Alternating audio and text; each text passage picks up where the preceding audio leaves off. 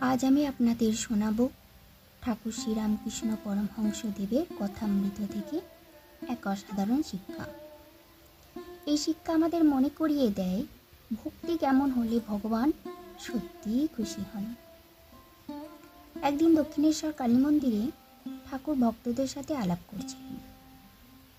ভক্তদের মধ্যে একজন গম্ভীর প্রশ্ন করলেন, ঠাকুর, অনেকেই তো নিজ নিয়ম করে পুজো করে, জপ করে, দান করে, কিন্তু সবাই কি ভগবানের কাছে সমান প্রিয় হয়?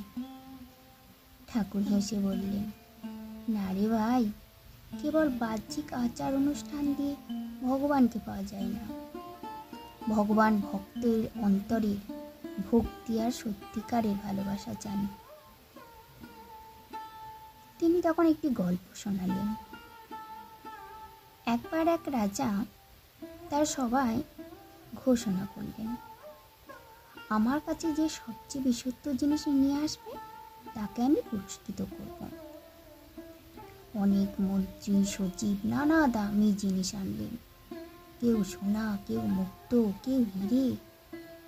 কিন্তু এক সাধারণ মানুষ এলো এক ছোট্ট মাটির হাঁড়িতে দুধ আর জল মিশিয়ে। রাজা তো অবাক হয়ে জিজ্ঞাসা করলেন, এটা কি? লোকটি মাথা নিচু করে বলল, মহারাজ, আমার কাছে দামি কিছু নেই, আমি যা খাই এই দুধ আর জল আপনাকে দিলাম, এটাই আমার সর্বস্ব, আমার ভক্তি আর ভালোবাসা নিয়েই এসেছি। রাজা আনন্দে চোখ ভিজিয়ে বললেন, এটাই সবচেয়ে বিশুদ্ধ জিনিস, কারণ এর মধ্যে মিথ্যা নেই, ভান নেই, আছে শুধু আন্তরিকতা।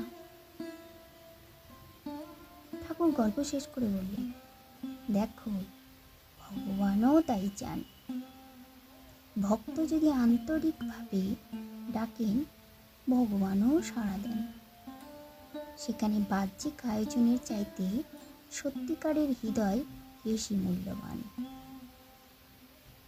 ঠাকুরের এই শিক্ষা আমাদের মনে করিয়ে দেয়, ভগবানকে পাওয়ার জন্য দরকার না ধন সম্পদ না বাহ্যিক ভান, দরকার শুধু নির্মল হৃদয় আর আন্তরিক ভক্তি।